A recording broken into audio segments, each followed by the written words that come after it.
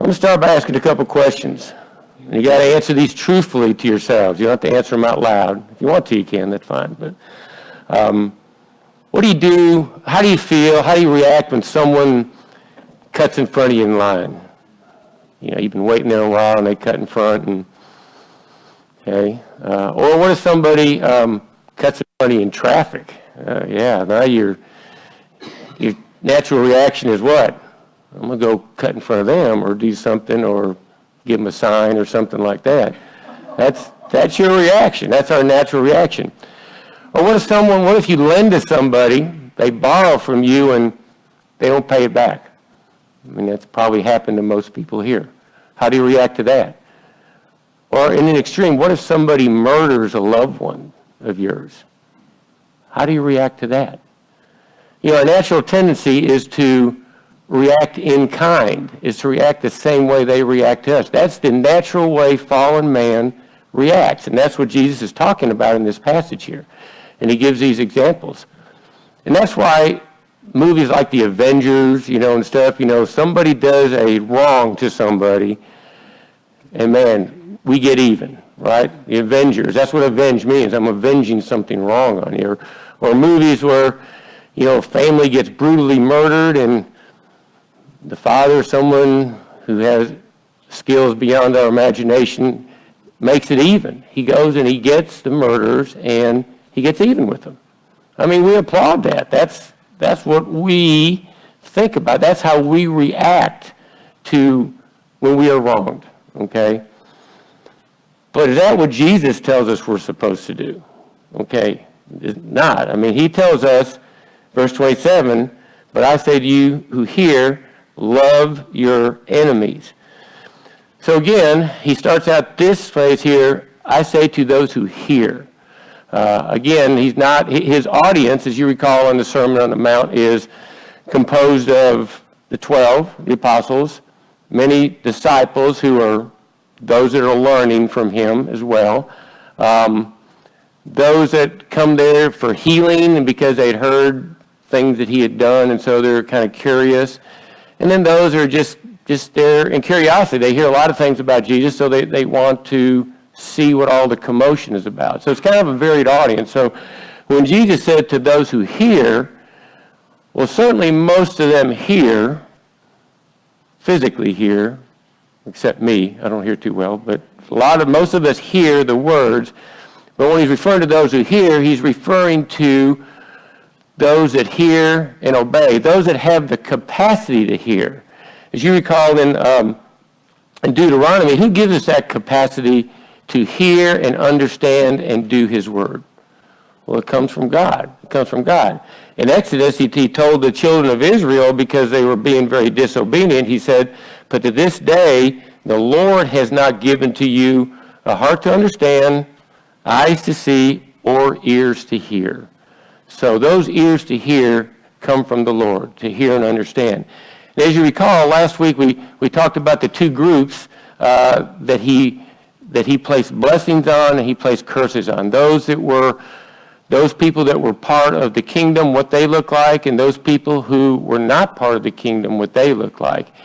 And there's the same two groups at the very end of his sermon that he refers to when he says, to all those who hear and do what I tell you, it's like building your house on a rock, on a solid foundation, and when the storms come, you'll be able to weather the storms. But those who hear and don't obey, okay, Jesus is speaking these words to those who hear, can comprehend, understand, and obey the commandment he's given. So he's given us these 4 simple commands. Very simple to understand what he's saying, but how easy, how difficult are they to carry out? He says, love your enemies. Do good to those who hate you. Bless those who curse you. And pray for those who abuse you. So we are supposed to respond differently than the world does. In Matthew 5:43, he prefaces it by saying, he prefaces this same thing about loving your enemies. He's saying, you have heard it said that you should love your neighbor and hate your enemy. You shall love your neighbor and hate your enemy. That is the prevailing idea of the time. And that's really our understanding of what an enemy is. I mean, an enemy is someone we do not like. Certainly, we think they hate us and want to do bad to us. So naturally, we kind of hate him back as well.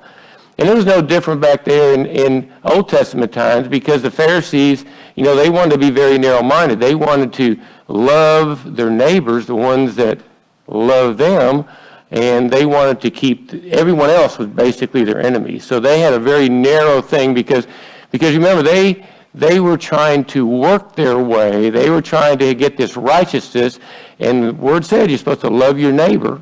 Okay, love your neighbor. But who's my neighbor? I mean, as you recall, Jesus in the parable of the Good Samaritan, you remember how all that came about? It was a lawyer came up to Jesus and said, okay, what do I need to do to have eternal life? And he said, have you read the Bible? Have you read the commandments? What do you do? And he says, yes, I have. I'm going to love the Lord with all my heart, soul, and I'm going to love my neighbor as myself. And Jesus said, you do well. That's good. But then the lawyer said, but who's my neighbor? Who do I, he's trying to justify himself. I need to know who I'm supposed to love and who I'm not. And then Jesus embarks on the parable of the Good Samaritan. As you recall, a man was robbed along the road, left for dead. The religious men of the time, the Levites, the priests, walk right by. Okay, he's not like me. He's not my neighbor. I'm not going to help him. But then the Samaritan, who was thought of as an enemy to the Jews, a half-breed, one that kind of didn't have anything to do with Jewish religion, he's the one that stops and helps him. And so at the end, Jesus says to the Lord, which one was the neighbor? Who is your neighbor? Which is the one that you are showing mercy to? And he goes, the one that showed mercy is that man's neighbor. And so Jesus was saying here, he was pretty much obliterating the lines that you should treat your neighbor any different than you treat your enemy.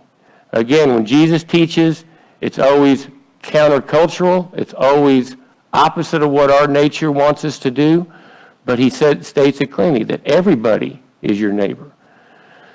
So, again, 4 simple commands, but how easy are they to carry out?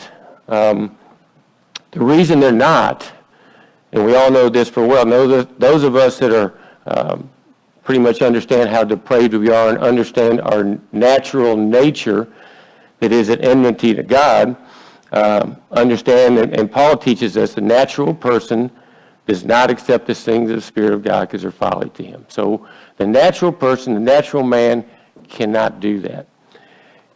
But what about for those of the redeemed? What about for those of the kingdom of God? Again, we still have that old nature back there, and it comes to the surface, especially in things like this.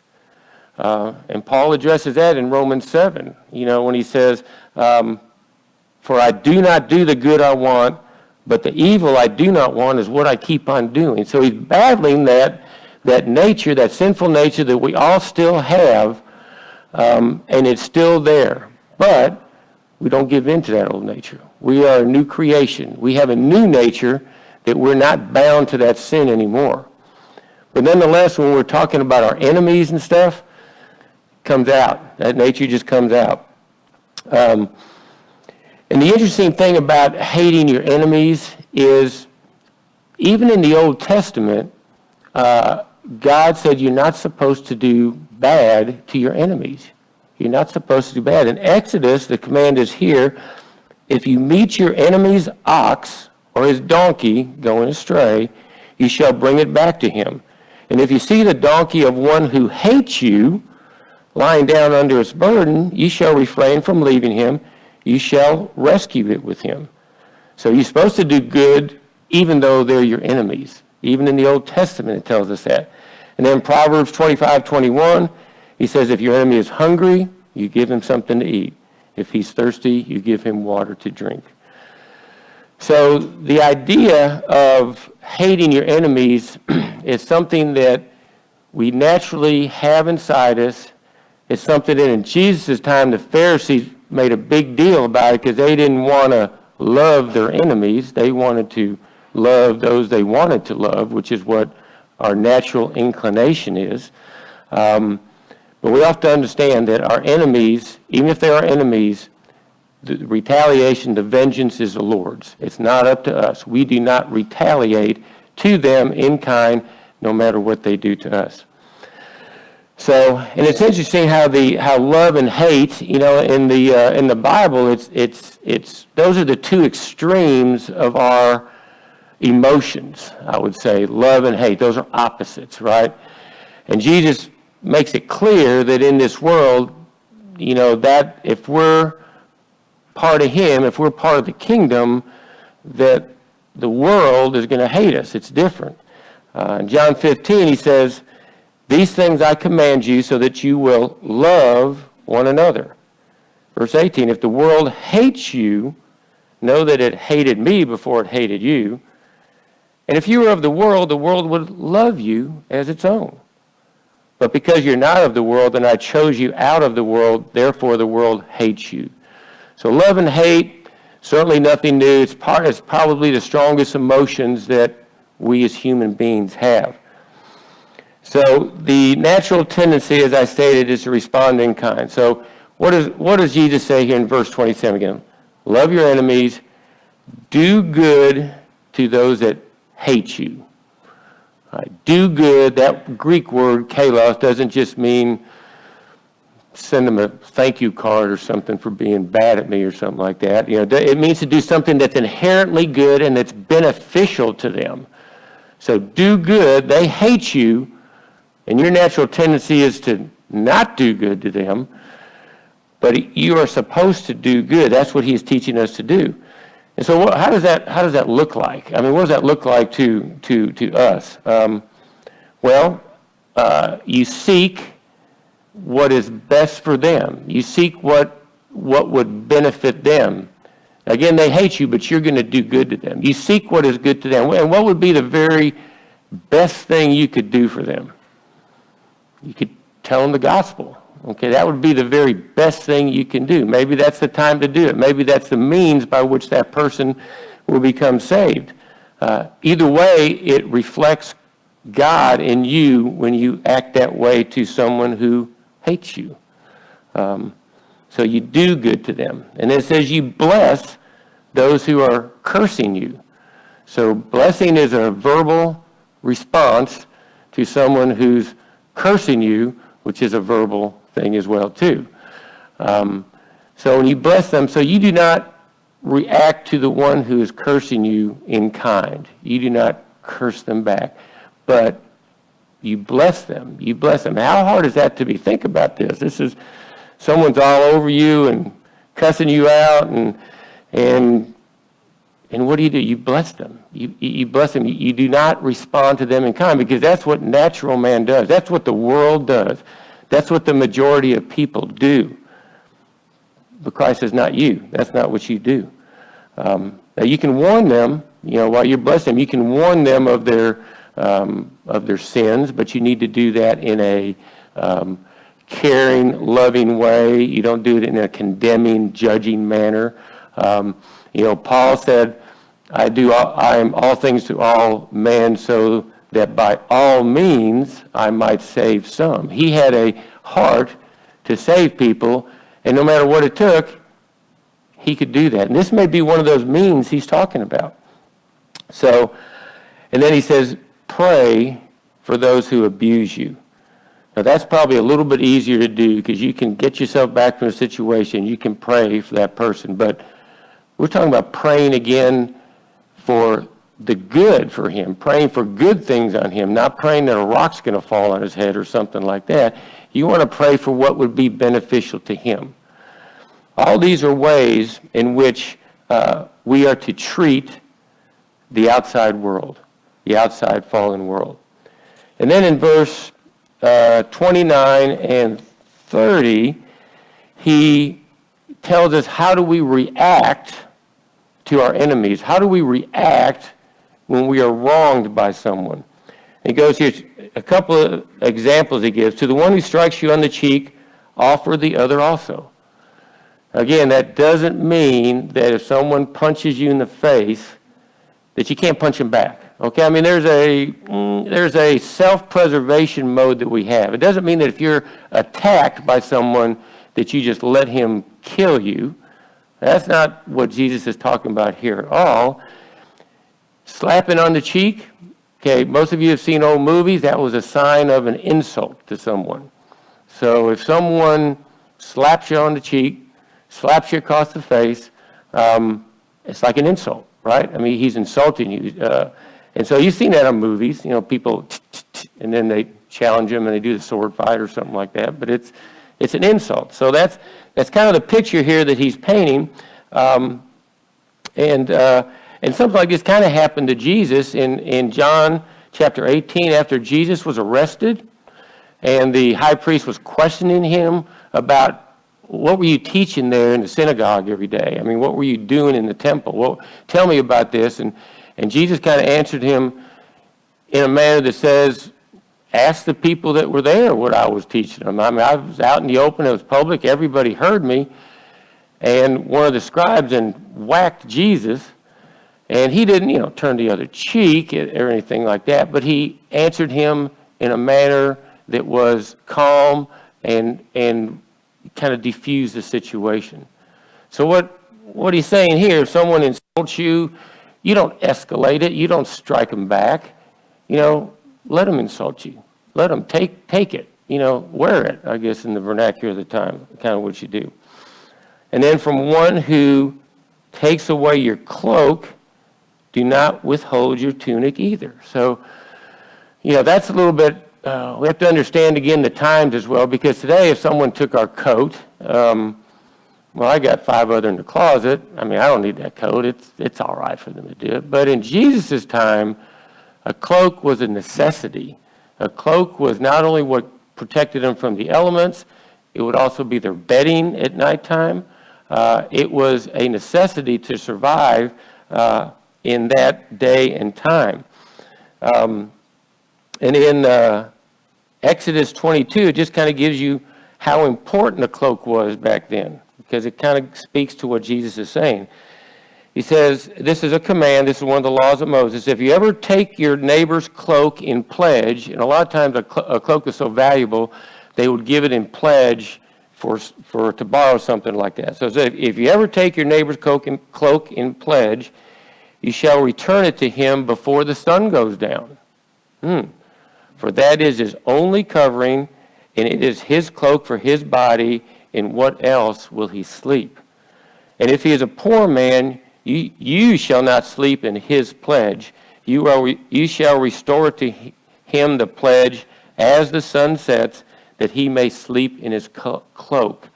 So the cloak was a necessity. So what Christ is saying here, if someone takes away your necessities, even, what does he say to do?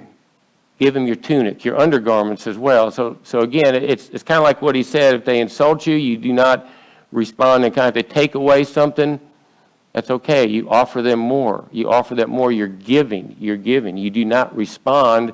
That's my cloak. I need it back now.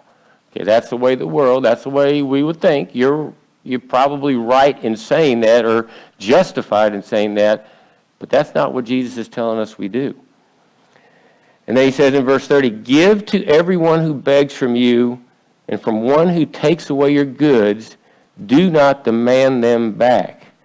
So give to everyone who begs from you. That kind of is a thing. Does that mean we give to everyone who's on the street corner? I don't know, maybe. But this, in the context that Christ is talking about, Matthew makes it a little bit clear, because he says, give to the one who begs from you, and do not refuse the one who would borrow from you. So begging and borrowing are evidence of a need. That person is in need of something. Now, if you are going to give to someone who begs, you probably don't have much of an expectation of getting paid back. If you give to someone who's borrowing, you do have an expectation of getting something back, right? So he kind of puts these in the same category, begging and borrowing. So what he says here in verse 30, give to everyone who begs, from the one who takes your goods away, do not demand them back. So what he's saying is someone takes your goods, someone borrows from you and doesn't pay you back, doesn't give it back to you. Someone borrows your cloak and doesn't give it back to you. How do you respond? It says you don't demand it back. No, you just, like Paul when he's speaking of believers suing believers in Corinthians that we talked about, he said, well, why not just accept the wrong? Why not just be defrauded? He goes, that's the more godly way of accepting that. You don't sue them, you don't demand them back. You just accept it. You lend them, you borrow to them, but don't demand it back if they don't pay. And he will expand on that in just a minute as well. And it's interesting here, a quote from R.C.H. Lenski says this about that. He says, the disciple loses less by letting his things be wrongfully taken than he would by, with a selfish heart, clamor to have them returned. So you lose less by being defrauded, by someone not returning things, than you would if you, with your selfish heart, are demanding them back. So acting that way to someone benefits both the person that you are exhibiting this activity to, exhibiting this conduct to, and yourself as well. Because if you're constantly demanding something back, there's something wrong with your heart. It's selfish. It's selfish. And then it demonstrates to that person who you are. It demonstrates the kingdom love. It demonstrates that it's different than the way the world sees things. Then he goes on in verse 31, the golden rule. Okay. As you wish that others would do to you, do so to them. Now, the golden rule in every religion and every philosophy is written there in some form or fashion, but it's always different. It's always in a different manner. It's always in a negative sense. And so what Christ says here, do unto others as you would wish them to do unto you, it doesn't speak at all about their response, that you do good like you'd want them to do to you, but it doesn't matter how they react to that. It's all about you showing God to them. That's the golden rule. But in philosophies which are fallen and other religions, like Greek philosopher Isocrates, not Socrates, but Isocrates, he says, do not do to others that which angers you when they do it to you. So you don't do something to someone because you know it makes you mad when they do it to you. So it's kind of like it's all about me. I don't want them to do it to me because it makes me mad. So I'm not going to do it to them. That's kind of the gist of that. And Confucius said, never impose on others what you would not choose for yourself. Okay, so I'm not going to do that to someone else because I don't like it done to me. That's the same thing. It's a self-serving golden rule, basically. Rabbi Hillel summed up the whole Torah by saying this, that which is hateful to you, do not do to your fellow. Again, it's kind of all about you. You don't do it because it's hateful, because you don't like it, basically. So they're all more self-serving philosophies than what Christ says. He says, do good to others, even if they don't respond to you, even if they don't do good to you. You do as you would want them to do to you. So it's a little bit different. Christ steps out. The kingdom is different than the world. The kingdom is different than all philosophies, and the kingdom is different than all other religions as well. And then he contrasts, in verse 32 through 35, he contrasts the difference between kingdom love and human love, or kingdom conduct and human conduct. And we touched on that briefly a minute ago, but let me just read it. Verse 32, for if you love those who love you, what benefit is that to you? For even sinners love those who love them. But don't you find it a whole lot easier to like people who like you? I mean, is that our natural tendencies? Yeah, of course it is. And if you do good to those who do good to you, what benefit is that to you? For even sinners do the same. Now, you got to respond. Sinners here is referring to unregenerate, lost people. You know, we're all still sinners, but he's talking to sinners as those that are of the world, that still have, that are not regenerated by the Spirit. So isn't it really easy to do something nice to someone if they do something nice to you? Yes, much easier to do that. But that's the way the world is, right? You know, you scratch my back, I'll scratch yours. That's the way it works, okay?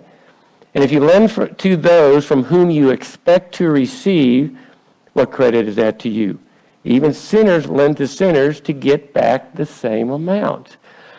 Now, that word amount is not really in the Greek. It's to get back the same. So you could, yes, say you lend them to get paid back, but you lend to people so that maybe when you're in need, they'll lend to you to get back the same. They're going to treat you the same way you treat them. Again, lending here is in the context of a need. It's not like the context of a loan for a business or something like that, but it's in the context of need, necessities. You lend to them because they really need it. So what's he saying in those 3 verses there? He said, well, you know, this is what the world looks like. It's easy to love those who love you. It's easy to do good to those who do good. It's easy to lend if you think you're going to get treated the same way in return. But he says, what credit is that to you? What benefit is that to you? As a believer, how does that magnify God? How does that show them the kingdom? How does that reward you in any way in the kingdom if you act just like the world acts? Because remember what he just told us to do.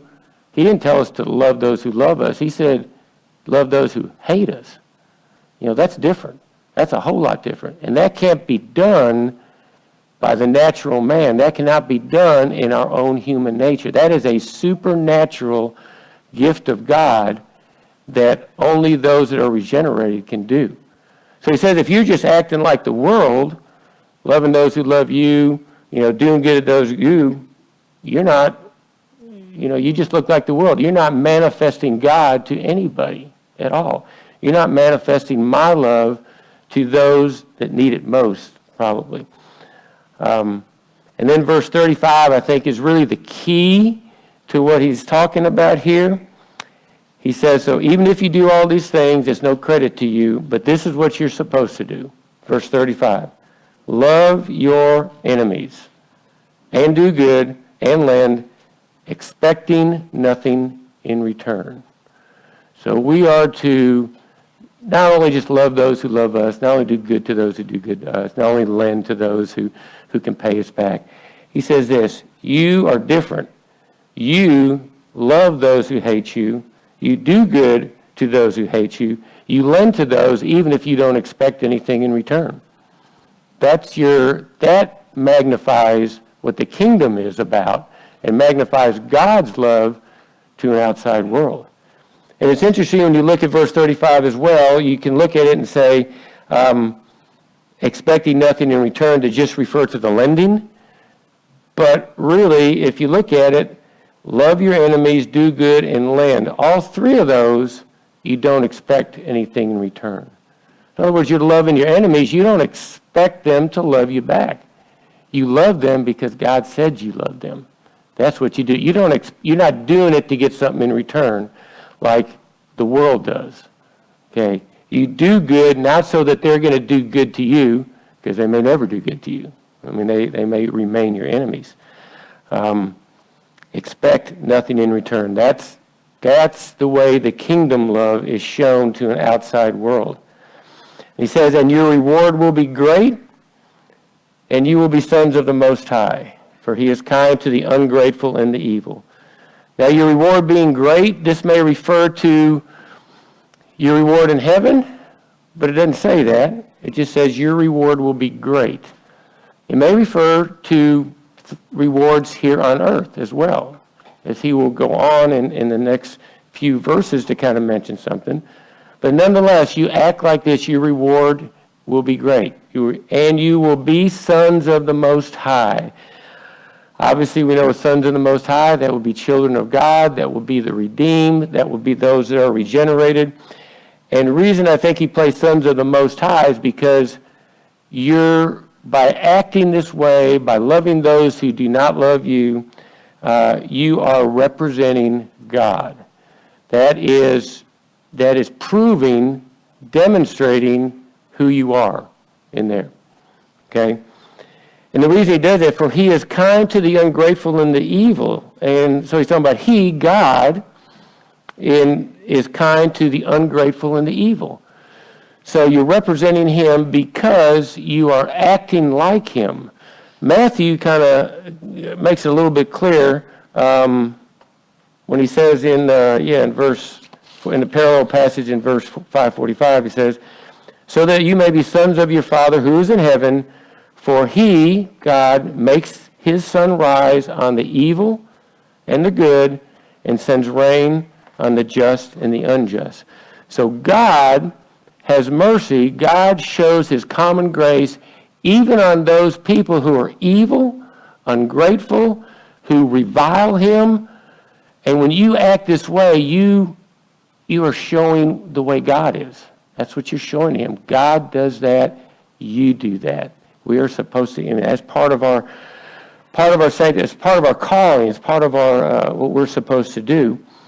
In verse 36, he says, be merciful even as your Father is merciful.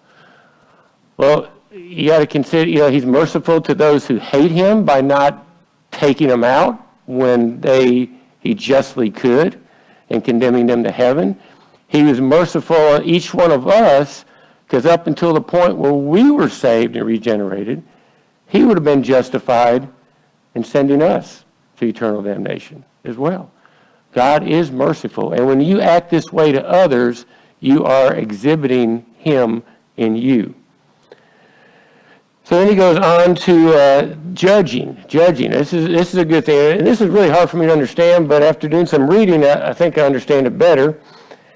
And we've all heard this. Judge not, and you won't be judged. Condemn not, you won't be condemned. Forgive, and you'll be forgiven. Those are great commands, are they not? And you can look at that and say, judge not, and you will not be judged. So I guess we have to be clear. Remember, this command here from Jesus is in the context of us interacting with an unbelieving world, right? That's everything he's talked about to this point, is this is how you should act to an unbelieving world. So this kind of follows along that pattern. And so he says, judge not, and you will not be judged. Well, judged by who? You can look at that and say, well, it's talking about God not judging you. Well, no. God says he's judging all of us. Okay, even the saved, there's a judgment day where we will be judged. It's just that what we have done has been covered by the blood of Jesus. So he will be judged. So we will all be judged and condemn not, and you won't be condemned. Well, Romans 8:1, for those of us in Christ, there's therefore no condemnation. So we don't have that condemnation, but it's not because we didn't condemn somebody else. It's not in response to that. It's because we believe in Jesus, and he is our Savior, and his death paid the atoning price for that. And forgive, and you will be forgiven. So if you don't forgive, you won't be forgiven.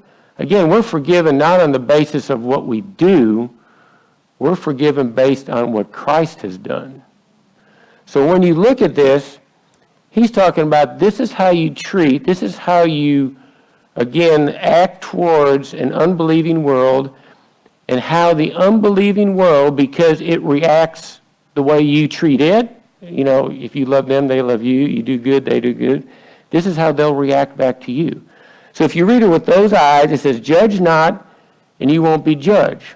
So if you're treating people in a judgmental manner, kind of like you're judge, and you're going to condemn them, they're going to respond back to you in the same way.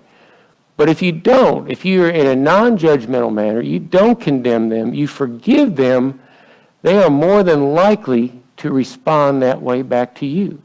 Again, that's the way the fallen world works. You you treat me this way, well, maybe I'll treat you back that way. Now, that doesn't always happen, but that's what he's saying. If you do that to a lost world, they are more than likely to return that, and they return it in the measure that you give it to them.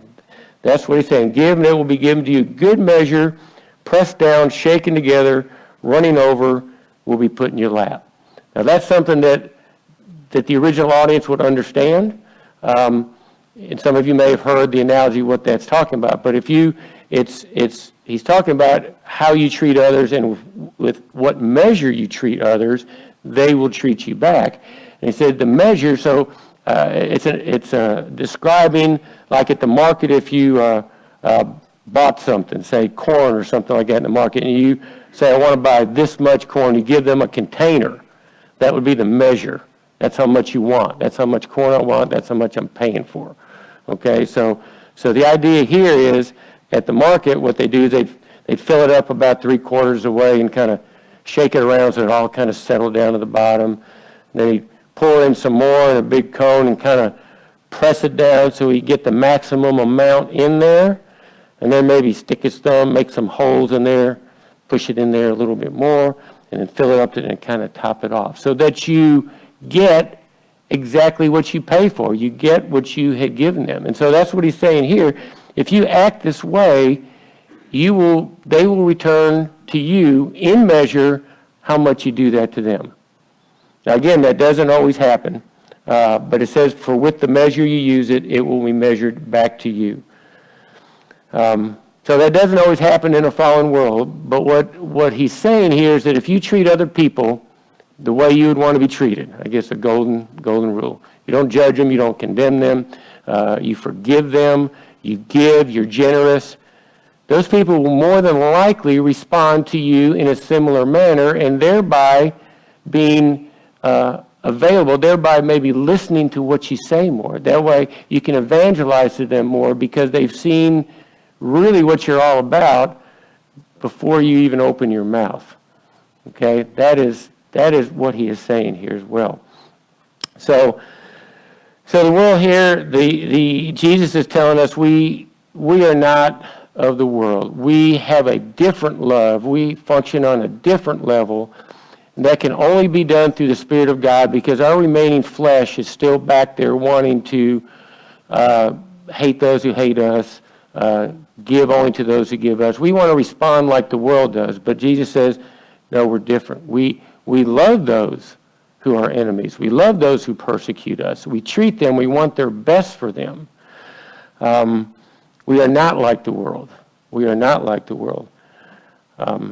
Probably the best story to close this out, you probably have heard about the 5 pilots back in the 1950s who were killed while on a missionary mission in Ecuador. One of them being Jim Elliott, and one of them Nate Saint, and then there were 3 others that were killed.